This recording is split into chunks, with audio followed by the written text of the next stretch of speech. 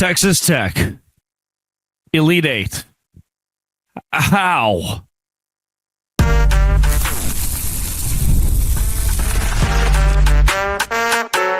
You are Locked On Big 12, your daily podcast on the Big 12 Conference. Part of the Locked On Podcast Network, your team every day.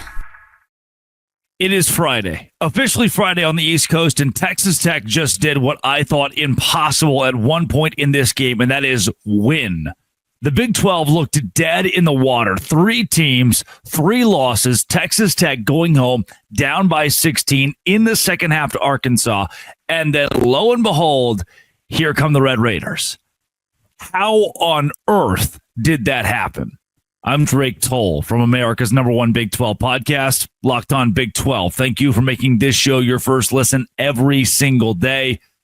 If you hit subscribe, I get to keep my job. BYU loses. And brutal in the way in which BYU lost because you couldn't do anything about it, right? Hand in your face, 3-pointer goes. Arizona loses. You're playing the best team in the country, the Duke Blue Devils, and you gave them a run for their money. You're within a couple of possessions with less than a minute to go, 2 minutes to go.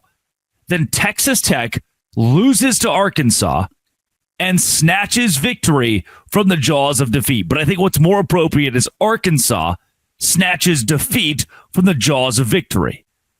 JT Toppin, dog. 20 points, finds a way, gets it done. Top to bottom, this Texas, like Christian Anderson, who this season has not been a guy in the Big 12 who'll be like, oh yeah, Christian Anderson, what a star, you know? It's a freshman guy. And then from Christian Anderson to Darrion Williams. Oh yeah, what a start. Nope, same dang thing. 14.7 points per game, comes out and scores 20. Those 3 guys, Anderson, Williams, Toppin, all score 20. And in the end, when Hawkins goes 1 for 10, but as a clutch basket, Texas Tech, who played 7 guys, just beat John Calipari. Can we be honest with each other for a second? As sad as the first 2 games were for the Big 12, the first 2 losses were, the pick-me-up this Tech win had is in essence a school, a team, a story the entire conference can rally around. Now, Big 12 fans, BYU fans, now Arizona fans, UCF, Cincinnati, Baylor fans can get behind Grant McCaslin and Texas Tech, who just beat Arkansas. And can we be more honest with each other when we say this wasn't a fluky, Tech beat, this low-seeded Arkansas team who was a big underdog, and what a fluke that they would win, and it's a fluke that Arkansas would even be here, and there are just so many things that are so weird about that. There's nothing weird about John Calipari being in the Sweet 16 for, I believe, the 16th time. So if you want to argue, Tech winning this game was just kind of weird because, they're the 3 seed and Arkansas the 10 seed, and that just isn't really that impressive. I beg your pardon. If there's anything that you can nod to, it is the fact that Texas Tech was predicted to win by 6 or 7 based on advanced analytics. Sure, but does that change the fact that John Calipari is the head coach at Arkansas? Does it change the fact that when we look at the play-by-play between Texas Tech and Arkansas, that there was a genuine point in the second half of this game where I'm looking at the clock, looking at the score, thinking, well, that's not good. Let's look. 61-48. 61-48. I think Arkansas hits a shot somewhere in there where I look over to my buddies and I'm like, yep, that's going to do it. Me from Valonia, Arkansas, right? Born and raised Arkansas fan. Then it's 67-56. And that was with, 5:22 to go. 11-point game. 69-56 with 4:43 to go. Nice. That's a 13-point game inside of 5 minutes to go. It's over. It's done. Texas Tech is lost. But wait a second. 69-61, 69-63, 69-66. Hello. 72-66. You're once again going, minute 15 to go. Probably not in the cards. Hey, great comeback there, though. Great to see that Texas Tech tried. Before you know it, we're sitting at 72-72. Darrion Williams drops a 3-pointer in there. Christian Anderson, the assist. And it just, Chris Level, who is the color analyst on the radio for Texas Tech, also hosts Locked On Texas Tech, sent me a video courtside of that 3 that just toilet bowl's in. And before you know it, we're in overtime. Before you know it, Tech is coming up with a massive defensive stop, and Texas Tech is moving on in March Madness to face Florida. 87-71, the Gators beat Maryland. And Florida and Texas Tech will square off. Where I thought, here it is.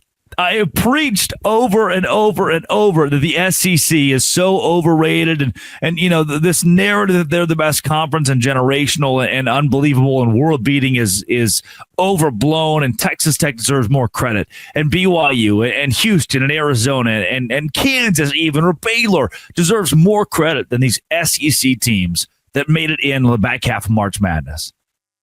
And I'm sitting there hanging out with my buddies tonight. No way to back it up. Just sorry, guys, hand up. Maybe the SEC's that good. John Calipari, the legendary coach, is that good. Then Texas Tech says, hold my Matador Club sponsored NIL beer. We're going to find a way. And Grant McCaslin says on CBS or TNT or TBS or True TV or whatever it was right after, we never gave up. There was never a doubt. We just knew. I'm going to shoot you straight. I didn't know. I didn't know that Shock Quality's number 3 team in the country, the Texas Tech Red Raiders, could find a way. According to Shock Quality, Texas Tech, number 4 in America offensively, number 17 defensively. That came in handy tonight where offense was needed for a team like Texas Tech that usually is nails on the defensive side of the ball. 85 points, including that overtime period. You go to San Francisco, you fight the time change, and you get it done. And now you get Florida, the East Coast team, Florida, Texas Tech being the closest to San Francisco of any team that's out there right now. The Gators come down on Saturday. And I just think that kind of magic can stay afloat. The Texas Tech can stay afloat and make the Final Four alongside Houston, who I fully expect to win today. For BYU and Arizona, I'm sorry. You both ran into juggernauts or juggernaut situations.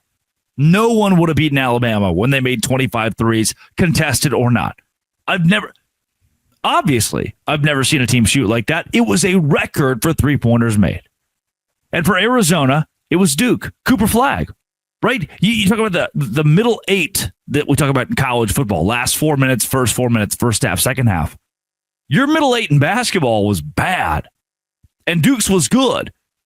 In a tie game, under a minute to go in the first half, Duke turns that into a 6-point lead at halftime, and that buries you in the end when you were down by 6 with a minute to go. That is tough to grapple with, and I had accepted the fact the Big 12 was done today. But here comes Texas Tech. Don't go anywhere, please.